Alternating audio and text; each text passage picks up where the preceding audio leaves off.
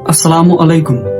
सोचो, एक बच्चा है, रात के 2 बज रहे हैं और नींद आंखों से गायब है क्योंकि उसका दिमाग बार बार एक ही सवाल पूछ रहा है, अगर मैं फेल हो गया, अगर मैंने गलत डिसीजन ले लिया तो लोग मेरे बारे में क्या सोचेंगे। डिसीजन छोटा होता है लेकिन सोच इतनी बड़ी हो जाती है कि वो बच्चा खामोश हो जाता है और यही से एक बड़ी आफत आ जाती है जिसे हम ओवर थिंकिंग कहते हैं।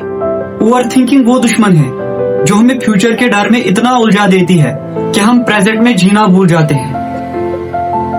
जब जिंदगी का कोई बड़ा फैसला सामने हो, जैसे यूनिवर्सिटी चूज करना, कैरियर चेंज करना या शादी करना या डाइवोर्स लेना, अक्सर लोग उस पर बहुत ज्यादा सोचते हैं। ये बिल्कुल ठीक बात है क्योंकि बड़ी तब्दीली के लिए सोच समझ जरूरी है। लेकिन कभी कभी ऐसा होता है कि आप एक ही सोच को दिमाग में बार बार घुमाते हो और उससे रोकना मुश्किल हो जाता है। छोटी छोटी बातों पर भी आप अटक जाते हो। अगर मैं कामयाब ना हुआ तो, अगर मैं जिंदगी में फेल हो गया तो, और अगर ऐसा हो गया तो, ये ख्यालात इंसान के दिमाग में कुछ इस तरह बैठ जाते हैं कि इंसान डिसीजन ही नहीं ले पाता। कभी कभी ज्यादा सोचना नॉर्मल होता है, लेकिन अगर ये आदत बन जाए और लगातार होती रहे तो ये आपके काम, रिश्तों, सेहत और रोजमर्रा जिंदगी पर बहुत बुरा असर डालती है। ये समझना जरूरी है कि ओवर थिंकिंग क्या होती है और ये आपकी जिंदगी के लिए कैसे खतरनाक है। ओवर थिंकिंग को रूमिनेशन भी कहा जाता है। इसका मतलब है कि आप एक ही सोच या एक ही सिचुएशन के बारे में बार बार सोचते हो, इतना ज्यादा कि वो आपकी जिंदगी को सताने लगती है। अक्सर ओवर थिंकिंग की 2 टाइप होती है, पास्ट के बारे में सोचना या फिर फ्यूचर की फिक्र होना। ओवर थिंकिंग में इंसान को ऐसा लग सकता है कि वो अटका हुआ है, कोई एक्शन नहीं ले पा रहा, दिमाग से ख्यालात निकलना मुश्किल हो जाता है और किसी और चीज पर फोकस करना मुश्किल हो जाता है। थेरेपिस्ट जेसिका फोली कहती है, ओवर थिंकिंग की पहचान ये है कि ये प्रोडक्टिव नहीं होती। मिसाल के तौर पर किसी डिसीजन पर घंटों सोचना, डेडलाइन मिस हो जाना या फिर सोचते सोचते नींद गायब हो जाना, यानी ओवर थिंकिंग सोचना नहीं होता। ओवर थिंकिंग वो सोच होती है जो आगे बढ़ने ही नहीं देती। ओवर थिंकिंग स्ट्रेस पैदा कर सकती है, लेकिन हर स्ट्रेस बुरा नहीं होता। शॉर्ट टर्म में किसी स्ट्रेसफुल सिचुएशन के बारे में सोचना कभी कभी आपको एक्शन लेने पर मजबूर कर देता है। मिसाल के तौर पर अगर आप किसी इम्पोर्टेंट वर्क प्रेजेंटेशन को लेकर नर्वस हो तो ये स्ट्रेस आपके लिए फायदेमंद भी हो सकता है। ये आपको प्रोजेक्ट पर ज्यादा मेहनत करना और प्रेजेंटेशन के दिन जल्दी पहुंचने में मदद करता है। कभी कभी ओवर थिंकिंग आपको समझाने में ये भी मदद करती है कि आपकी वैल्यू क्या है और पर्सनल ग्रोथ के कौन से एरियाज पर काम करना चाहिए। थेरेपिस्ट फोली के मुताबिक हर ओवर थिंकिंग बुरी नहीं होती, लेकिन ये तब अनहेल्दी बन जाती है जब ये आपको एक्शन लेने से रोकती है, जब आपकी रोजमर्रा जिंदगी और मेंटल वेलबींग पर असर डालने लगे। यानी फर्क सिर्फ इतना है, सोच जो आगे बढ़ाए हेल्दी है, सोच जो रोक दे ओवर थिंकिंग है। अक्सर लोग कभी ना कभी किसी खास सोच या डर में फंस जाते हैं। एक ही सोच, टेंशन या डर को बार बार सोचना, हमेशा वर्स्ट केस सिनेरियो इमेजिन करना, पास्ट में हुई किसी बुरी बात को बार बार याद करना, पास्ट या फ्यूचर के बारे में नेगेटिव सोचों पर बहुत ज्यादा टाइम लगाना, अपनी सोचों की वजह से उदास या डिप्रेस्ड फील करना, किसी एक चीज पर इतना सोचना कि किसी और चीज पर फोकस ना हो पाए, प्रॉब्लम सॉल्व होने के बावजूद उसी सिचुएशन पे बार बार सोचना, एक ही प्रॉब्लम पर अटके रहना और अगले इम्पोर्टेंट मसले पर मूव ऑन न कर पाना। ओवर थिंकिंग के बहुत से रीजन हो सकते हैं।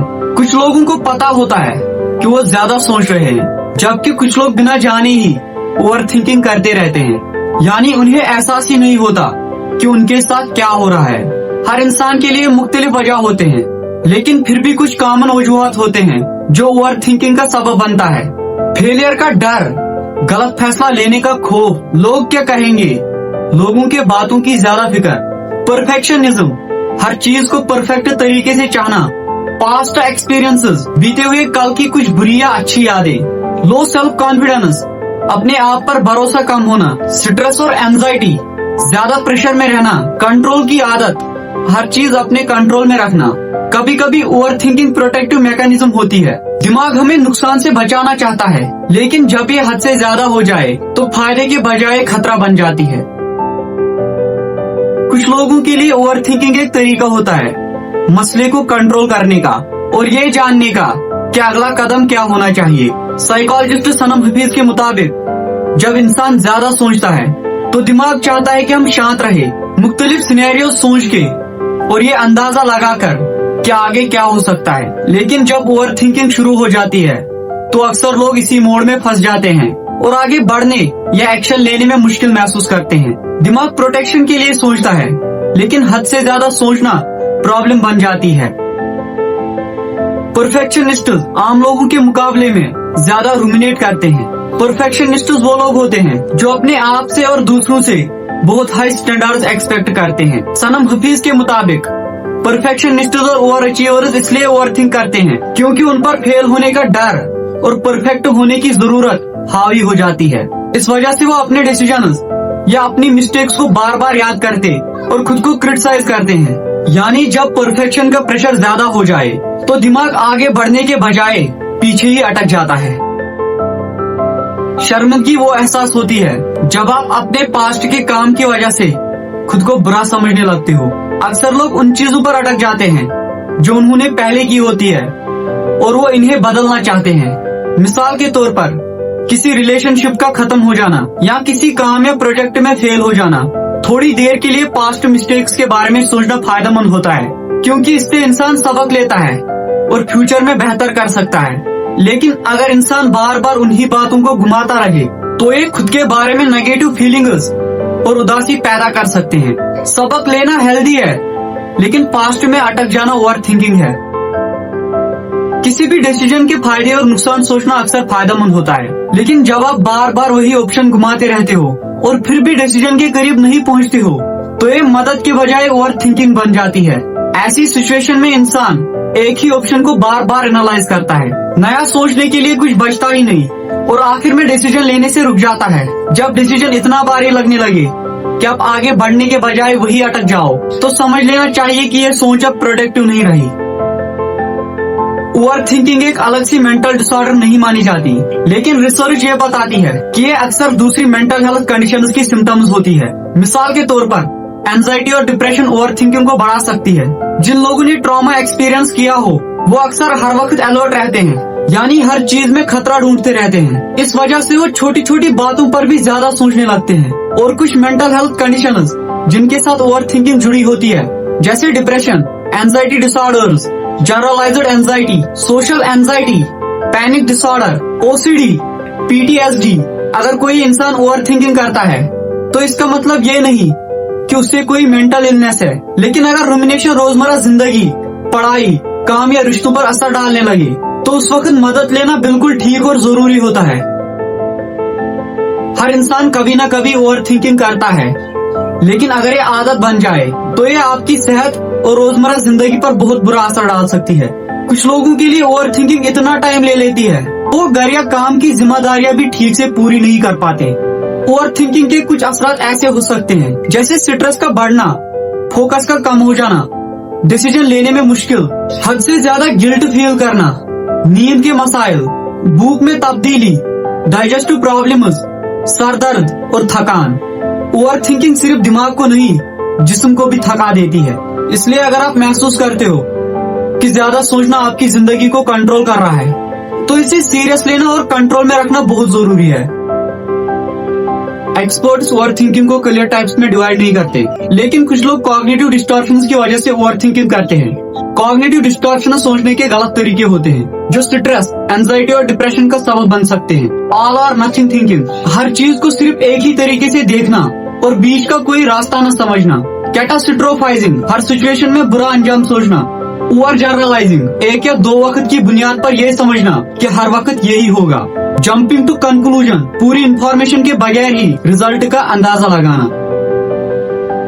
ओवर थिंकिंग फौरन बंद नहीं होती, लेकिन ओवर थिंकिंग का साइकिल तोड़ा जा सकता है। ट्रिगर्स और पैटर्न्स को नोट करें, एक डायरी रखें और उन लम्हों को लिखें जब आप ज्यादा ओवर थिंक करते हो।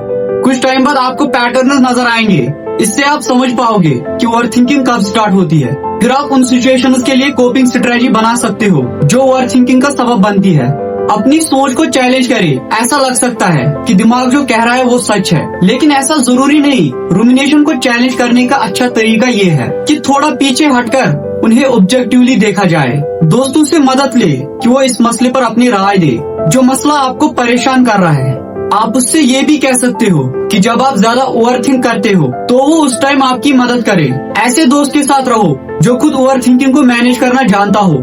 रिसर्च के मुताबिक को-रुमिनेशन यानी मसलों को बार बार दोस्तों के साथ डिस्कस करना एंजाइटी को और ज्यादा बढ़ा सकता है। रोज एक्सरसाइज करें। काफी रिसर्च कहती है कि एक्सरसाइज डिप्रेशन, एंजाइटी और दूसरी मेंटल हेल्थ प्रॉब्लम्स को कम करने में मदद करती है।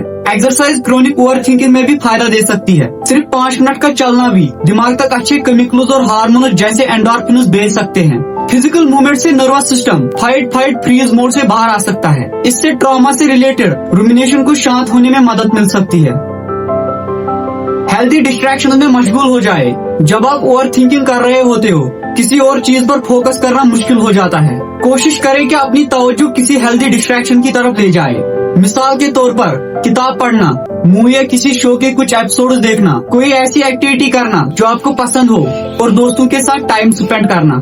इस बात का ख्याल रखना कि आप अल्कोहल, ड्रग्स या अनहेल्दी बिहेवियर से खुद को दूर रखना। ये शॉर्ट टर्म में डिस्ट्रैक्शन दे सकते हैं लेकिन लॉन्ग टर्म में प्रॉब्लम्स पैदा कर सकते हैं।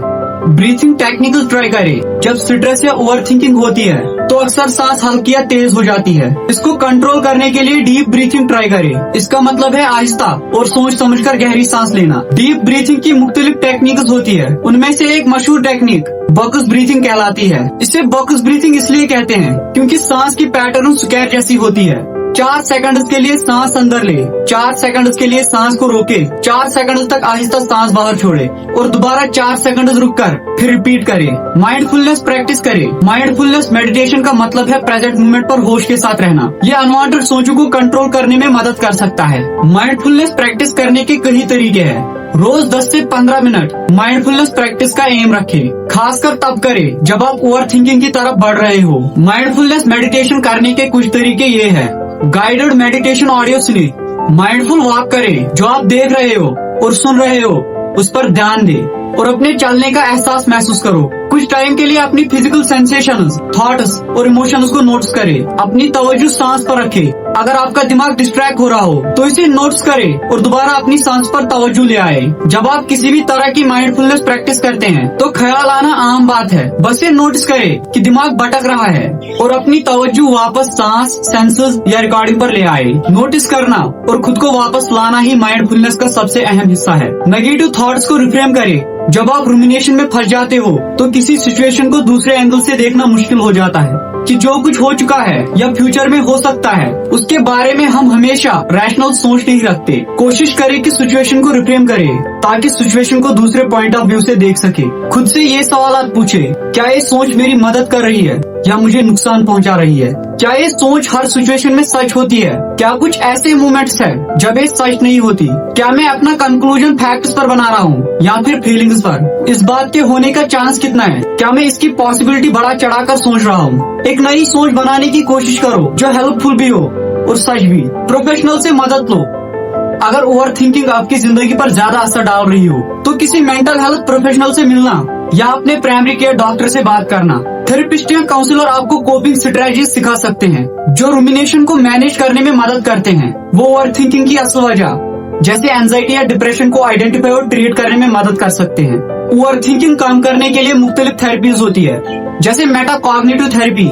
इस थेरेपी में अपनी सोच के बारे में सोचने का तरीका बदला जाता है। रुमिनेशन फोकस्ड कॉग्निटिव बिहेवियरल थेरेपी, ये अप्रोच रुमिनेशन को नोटिस और रोकना सिखाती है। एक्सेप्टेंस एंड कमिटमेंट थेरेपी, इसमें खुद को और खुद की एक्सपीरियंसेस को जैसा है वैसा एक्सेप्ट करना सिखाया जाता है। रुमिनेशन एक आदत बन सकती है। ये जिंदगी भर का मसला नहीं होता।